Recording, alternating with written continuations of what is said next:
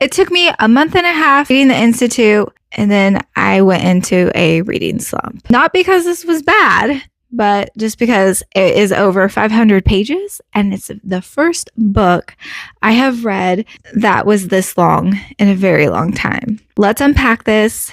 I won't give away any spoilers, so let's get into it. The Institute was a great book.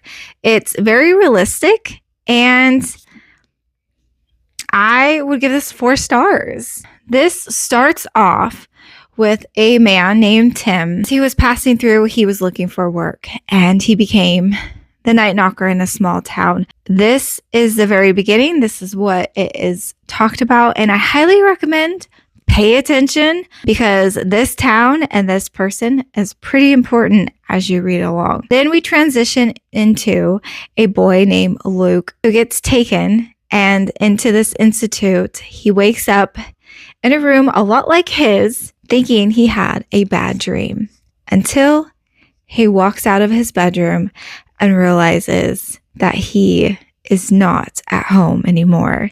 And he meets a girl, and then she introduces him to other kids and what's going on here and how long they've been there. And this basically sets off into kids being locked up, being tested on. They can lift things with their mind, and they can talk to each other mentally. So they're telepath and telekinesis. Some are stronger than others. Some are both. And you learn which ones are which. Then it goes into a long battle of what's going on with these kids, what is being tested on, why are they being tested. This is a very realistic concept, as if the X-Men were kind of true with those type of powers. What would really happen in the real world? It unravels, and the kids start discussing, and they just want to get out and they want to escape. Do they or do they get caught? They team up with each other. Some kids do die, so that is a big thing. I'm not going to say who, but this is, again, Luke is 12. So these kids are pretty young. And then you meet this boy named Avery, and he's one of the youngest out there, but very strong with his powers. And with Luke's intelligence as a 12-year-old, he's way above his level of intelligence. And Avery and a couple other kids, they end up finding a way to escape if they could. And they start planning this way to escape and how to get out of here, as they're tired of being picked, prodded, and they call it the dunk tank, the water tank. There's way more testing, and there are the people who do that and why. And once you read more, you'll understand the characters and all of that. This book was really good. I highly recommend it. I gave it 4 stars. If you like this type of thing and you find out what happens to their parents, what's going on the outside as well as on the inside. And I can't wait to watch the show. I think this is a very realistic point of view, especially with the kids at their age and what they think and what they come up with and what they're struggling with. Thank you so much. That is my take on the Institute without as much spoilers I can possibly give. Please read it if you have the time and if you really want to read something like this. I do recommend it.